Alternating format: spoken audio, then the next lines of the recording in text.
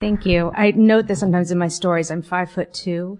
So first of all, thank you so much for having me here. It's obviously my first Second Amendment Foundation conference. I'm very new to the gun world, as a lot of you know. I shot a gun for the first time last October, so it's not even been a year. So it's just a privilege to be among all of you, and you've all been so welcoming to me in this past year and so encouraging and supportive, and I really appreciate that. It's really spurred me on when things got rough. So the reason I got involved in this issue at all really has nothing to do with being a journalist. It had to do with being a victim of a crime. I was dog sitting for some friends at their house, and I took the dog for a walk one day, and stupidly, I left the front door unlocked, which I've learned that lesson now. And when I got back, there was a man coming out of the house, and he had bloodshot eyes, he was disheveled, he just looked really sort of sketchy. Well, obviously he was coming out of the house was the major problem. And the dog didn't bark. No, I had no real defense there, so I just said, why were you coming out of the house? And he said, I wasn't. And I said, yeah, you were. And he said, I was here to clean the pool. And I said, it's New Year's Day. No one called to clean the pool. I mean, and I'll flash forward just a little bit that the police have told me now no longer stop watching Law and Order so much. Stop, questioning bad guys when you confront them. But when he left, I thought, well, I should get a picture of him or something because it seemed very suspicious. So armed with a BlackBerry, I walked down the street in the direction he had gone, and it hit to a cul-de-sac. And at the end, and I looked up, and there were like 15, 20 men standing there, 2 pickup trucks. This was all part of a big operation. They were doing the whole neighborhood, and there were no one at home in any of these houses, and I just, was alone on the street with these men, and one of them came running up to me as I was trying to still take my BlackBerry picture because I was going to solve the crime on my own on the street. And this is, we spoke earlier about the stand your ground laws. I would not be the one who'd be like shooting if I wasn't in life danger behind the bulletproof wall. I just wanted to get a picture, and they said, what are you doing? And I said, nothing. And then some of them start coming at me. I got really scared, and I ran finally away, went into the house, called the police, and it ends up, obviously I was not, thank God, not physically injured in any way, but after they left, I went into the house and realized that he had been in long enough to take my wallet, and I interrupted him, and the guys down the street had been the lookouts. So the police came over, and they looked through the whole house to see what else was missing, and, the one thing they were really focused on, which is something I wouldn't have thought of, is how did the bad guys leave a window or door a little bit unlocked? It was a big house, so they could come back in and get the good stuff because they'd just gotten my wallet. And they thought they covered everything, they fingerprinted, but who knows? So I went to sleep that night. I had a dog that doesn't bark. I have no gun. I've got a BlackBerry.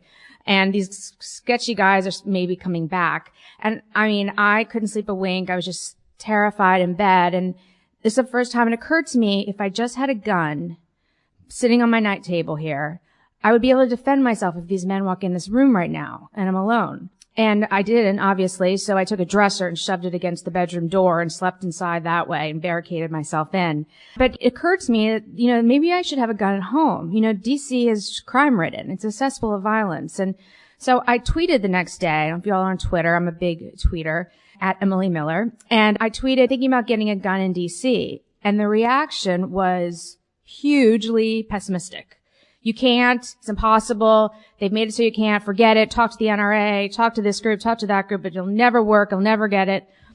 And that just irritated me because I hate being told no. And I didn't even know this was a huge issue. I just didn't like to be told no. And especially when it came to my basic civil rights.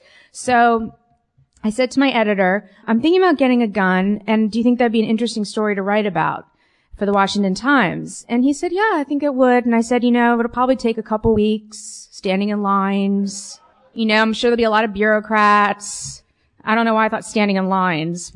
So he said, sure, go ahead, let's do that. And that's all I thought I was doing. I was going to get a gun that way. So I started, and I went, the one caveat he gave me, if I was going to write about it fairly, is I was not allowed to he called cheating. I couldn't read anything that had ever been written about what the registration rules were in DC. Couldn't read any blogs about how to do it. I couldn't talk to anyone who had done it. It had to be completely as if I was just any person, not a journalist, who wanted to get a gun and what they would do.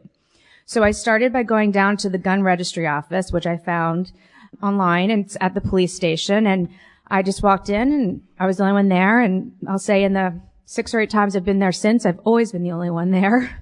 Because truly, the honest, law-abiding people in D.C. aren't getting their guns the legal way. They're getting their guns. And then the criminals just walk down the street and get their guns the easy way and the cheap way, you know? So there are very few people who are willing to go through all this hassle and shouldn't have to in order to get a gun. So that's why the office is always fully staffed and totally empty. So I went in and I said, "Hi, I'm here to get a gun." And they were like, "What do you mean?" And I, you know, just as I said, I'm very new to this. I thought, well, it's like a driver's license. You get one, then you get the car. So I thought it worked that way. I didn't realize registration works the opposite way. So I said, "Well, I just want to get one so I can get a gun." And they said, no, you have to get a gun, then come back to us and take this test. And also you have to take this 5-hour course. And also you have to get this notarized. And I got this pack of paper this big, telling me this is all the things I have to do before I come back with a gun in order to get it registered. But I can't touch the gun before I get it registered. And I was like, okay. I mean, I was so confused, and I was still just sort of thinking the basics. I said, "Where do I go to get a gun?" And they said, "Well, you can't buy it in D.C." I'm like, "Well, I don't know where to go." And they go, "Well, we're not telling you where to go. You know, you should get a Glock is all we're saying." This is the police. They love their Glock. So I know. I got a SIG. Long story short, I got a SIG 229. For those of you waiting for that part of it. I did not get a Glock. I tried it. My problem, I'll tell you, it wasn't so much the functionality. It was just appearance. I thought the Glock was really ugly. And I'm like, guns are super cool. Like, why don't they make guns super cool looking? I think mine's super cool. And I went really, really hard to find a 2-tone one. And I had to get the magazine changed from the standard 13 into the 10.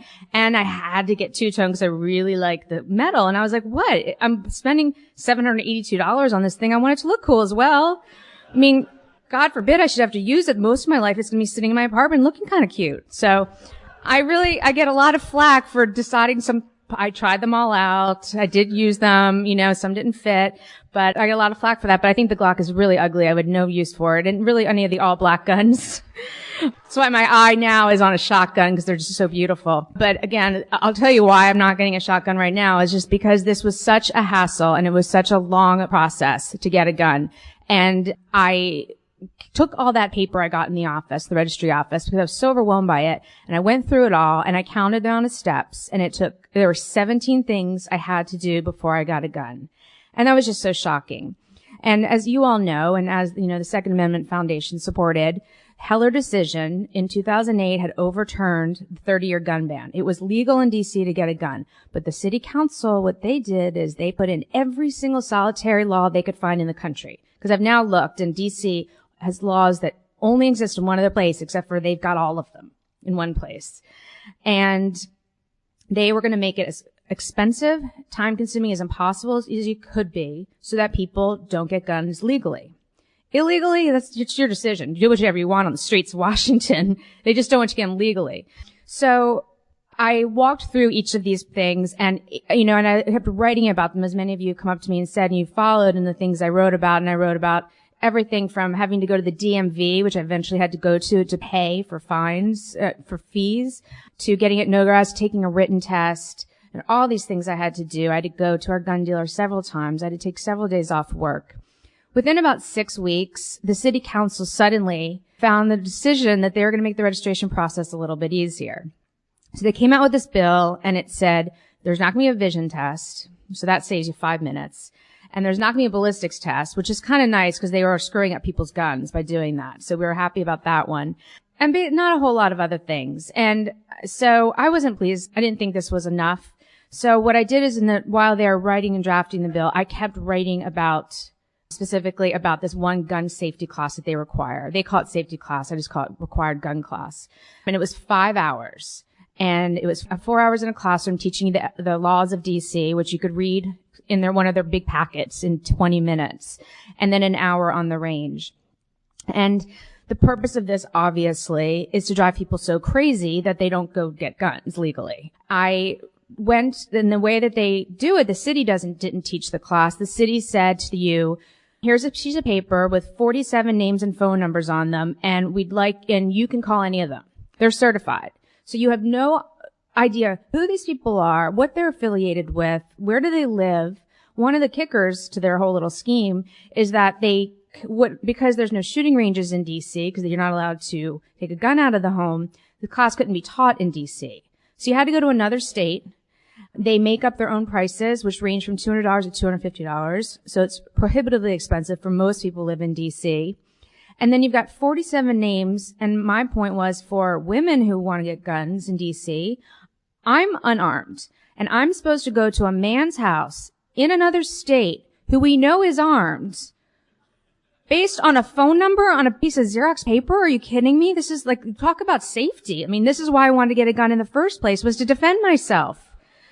And when I told that to the city council, they really had nothing to say. They hadn't thought of that point very well. And then, of course, they wouldn't update this list for years. And I went through it. I decided one day I was just going to call all 47 people. It took me a couple of days to find out. Most of the numbers were obsolete. The people weren't teaching it anymore. It ended up there were 3 people on that list who were still teaching the class. And one of the men taught it in his basement, which to me is just read of a horror movie gone bad.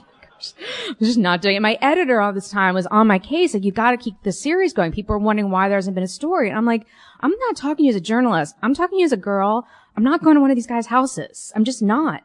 And I probably at that point was a point in this whole process where I thought, you know what, maybe this isn't worth it. This is such a hassle. This is so hard. This is so exhausting. It's not worth it. And I mean, I look back and I think if I hadn't put myself out there and written about it in the newspaper, I probably would have stopped right then. But I was everybody was following, so I had no choice. And in the end, I found someone as a woman, and she wasn't on the list because they refused to update the list.